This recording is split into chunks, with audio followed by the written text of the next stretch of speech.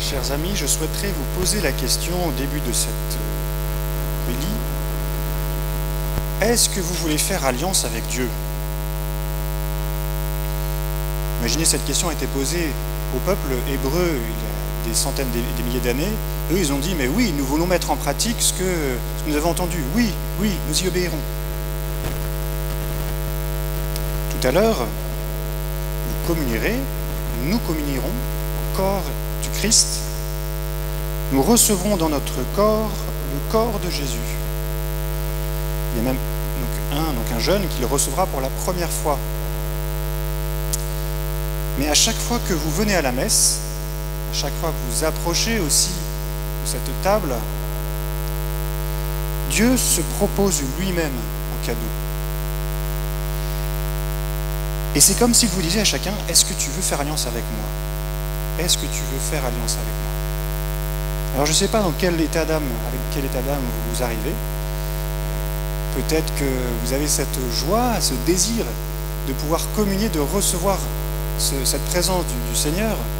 Et bien cette joie, elle est le signe que le Seigneur vous attire. Laissez-vous attirer par lui pour que de plus en plus vous perceviez en vous que vous êtes fait pour ça, que Dieu est votre vie, que votre vie aussi se transforme. Laissez-vous attirer par cela. Peut-être que, au contraire, votre humeur est plutôt sombre, peut-être triste. Alors je vous invite à ne pas trop vous regarder et peut-être demander la grâce de ne pas vous regarder. Parce qu'en fait, il y a un enjeu à accueillir la présence du Seigneur et qui va se donner, c'est un cadeau qui va être donné. À un moment donné, d'ailleurs, au début de la prière eucharistique, le prêtre dit « Le Seigneur soit avec vous et avec votre esprit ». Et donc, élevons notre cœur, nous le tournons vers le Seigneur. Élevons notre cœur. C'est-à-dire que c'est plus le moment de se regarder, on va regarder le Seigneur qui va se donner et qui va donner toute sa vie, nous transformer peu à peu. Et voilà, nous sommes invités à nous détourner de nous-mêmes pour accueillir la présence de Dieu. Alors nous sommes tous là rassemblés, c'est vrai, nous nous entraînons à regarder Jésus. Voilà, nous pouvons demander cette grâce en tout cas de nous disposer à recevoir ce corps. Alors peut-être qu'il y en a qui viennent ici par curiosité, ou peut-être sans trop de conviction. Eh bien, sachez que aujourd'hui, comme à chaque messe, Dieu, de manière extraordinaire, se rend présent dans son corps, réellement présent dans son corps et son sang, sous la forme du pain et du vin.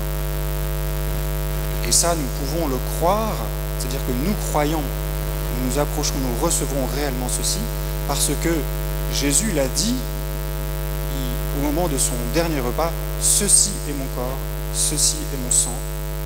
Ce sont donc des paroles vraies qui disent objectivement ce que ceci désigne, c'est-à-dire le corps de Jésus et le sang de Jésus.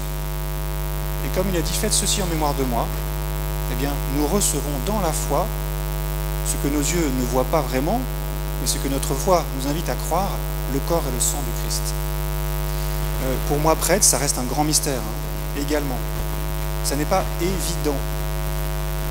Et je souhaiterais que ce ne soit pas une habitude pour moi, parce que c'est d'abord et avant tout un cadeau, et non pas un dû. Alors on sort de quelques jours, enfin non, de quelques mois plutôt. L'année dernière, je ne sais pas si vous étiez rassemblés, si vous vous rassemblez pour le confinement, je crois qu'on sortait à peine. Vous voyez qu'on a pu expérimenter ce manque, ce désir aussi de le recevoir. C'est un cadeau.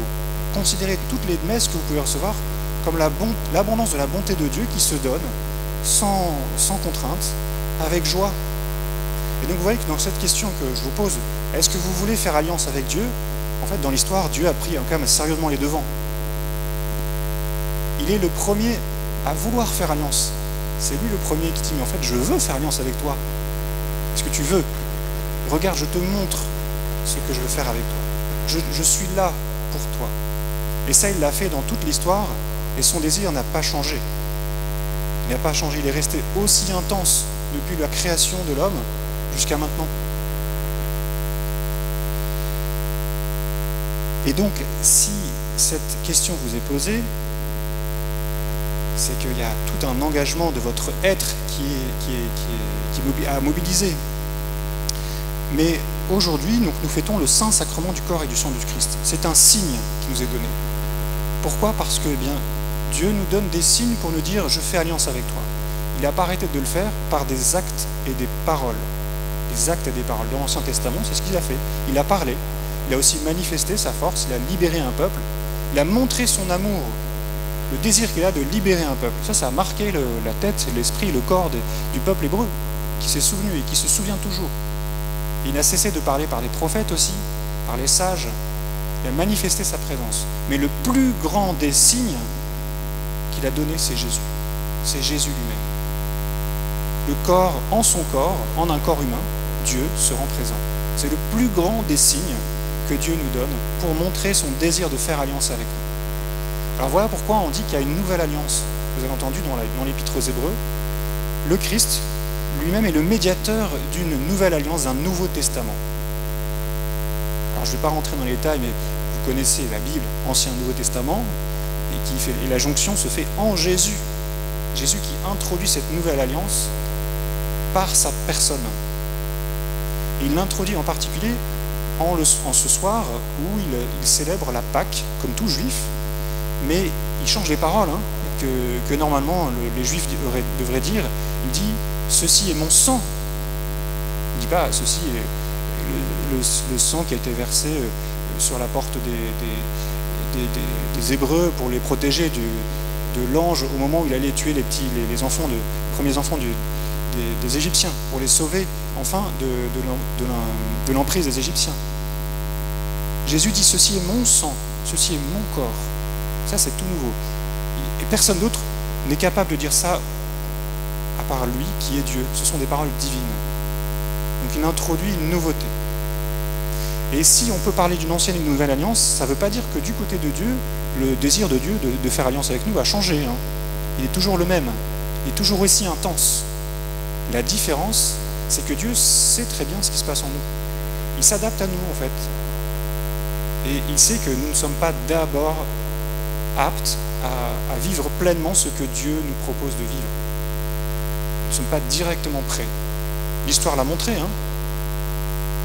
Les premiers Hébreux n'ont pas tout compris de qui était Dieu. Ils ont vu qu'il était source de libération, mais il a fallu du temps pour qu'ils comprennent son intention, qu'ils ne le confondent pas avec des idoles. C'était pas évident dès le début. Même à l'époque de Moïse, ils en ont fait un veau d'or. La tentation était grande. Et vous voyez que même pour nous, il faut une progression. C'est pas parce que vous avez été baptisé à un moment donné, ne serait-ce qu'à l'époque de votre tendre enfance, que tout est transformé magiquement dans votre vie. Mais n'empêche que l'Esprit Saint qui vous a été donné le jour du baptême et le corps de Christ auquel vous pouvez communier vous introduit dans une vie nouvelle, un nouveau départ, que les Hébreux à l'époque ne pouvaient pas vivre. C'est clair et net. Nous, comme chrétiens, nous avons cette grâce, cet immense privilège de vivre d'un nouveau départ avec Jésus. Et ça vient de Jésus. C'est lui qui nous donne son esprit. On s'en est rappelé à la Pentecôte. Il vit en vous. C'est fou, Dieu vit en vous. Alors, il n'y a pas deux êtres en vous êtes bien vous-même, il n'y a pas de schizophrénie, mais Dieu est en vous pour que vous deveniez vous-même de plus en plus. Ça, c'est le grand mystère que Jésus nous révèle, c'est que nous sommes faits à l'image de Dieu, et donc il nous rend capables d'être comme lui en se laissant recevoir par son corps. Alors voilà, ce que le Christ fait, en fait, c'est qu'il nous façonne. Il nous façonne progressivement, il nous transforme peu à peu. Donc il nous donne son esprit, mais en fait, nous avons besoin aussi d'être nourris quotidiennement. Nous avons besoin d'aide régulièrement, de nous rappeler que sans lui, en fait, on a du mal à avancer, en fait, on a du mal à vivre de tout notre être ce à quoi nous sommes appelés. Et donc il nous donne ce corps, ce pain consacré. C'est un cadeau. Je voudrais juste finir avec cette considération. Ce cadeau que Dieu nous donne, et sous la forme du pain, c'est quand même inouï. Ce pain, cette forme toute humble, il se donne tout entier, c'est-à-dire qu'on ne va pas manger la jambe, l'arbre, le bras, le mollet ou l'oreille de Jésus. Vous mangez tout Jésus. Vous mangez, c'est-à-dire son corps. Toute sa vie, tout son amour est donné. Vous recevez tout Jésus. Et en même temps, c'est sous la forme complètement humble de ce pain, parce qu'en fait, on ne va pas manger de la chair. Il nous a montré ce pain, c'est mon corps, pour que, en venant en nous, nous devenions plus lui.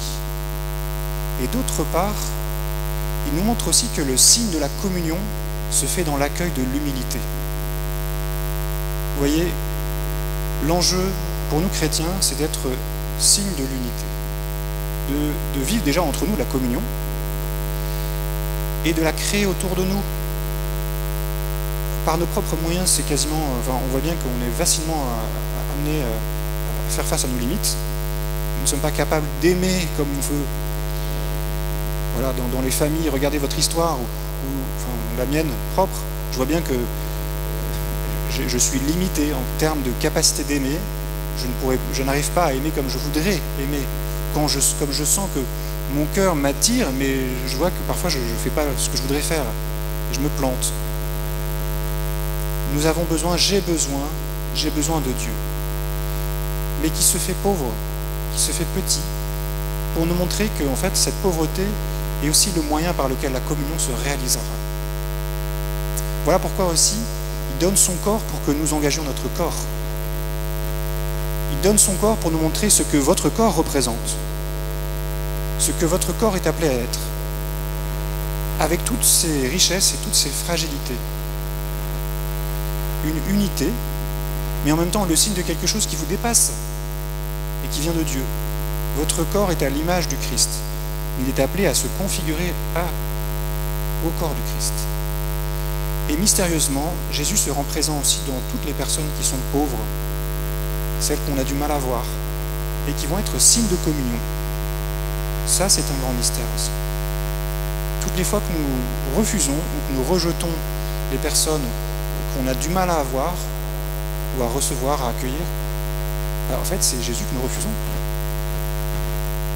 Et on a beau communier toutes les messes, et se dire, mais oui Seigneur, tu viens en moi, c'est magnifique, mais ça doit se transformer dans notre vie. Et vous verrez que, en fait, Jésus il est appelé à grandir en vous, de passer de son enfance à l'âge adulte, mais au niveau spirituel, c'est-à-dire à la mesure de votre foi. Plus votre foi grandira, plus votre charité grandira, plus vous ferez grandir Jésus en vous. Et ce ne sera pas sans vous. Alors demandons au Seigneur, en ce jour où il donne son corps et son sang, eh bien de pouvoir répondre, oui Seigneur, je veux faire alliance avec toi. Seigneur, s'il te plaît, donne-moi ton Esprit Saint, pour que tout mon corps, tout mon être, toute mon âme, mon esprit disent oui, et que je puisse te ressembler de plus en plus. Amen.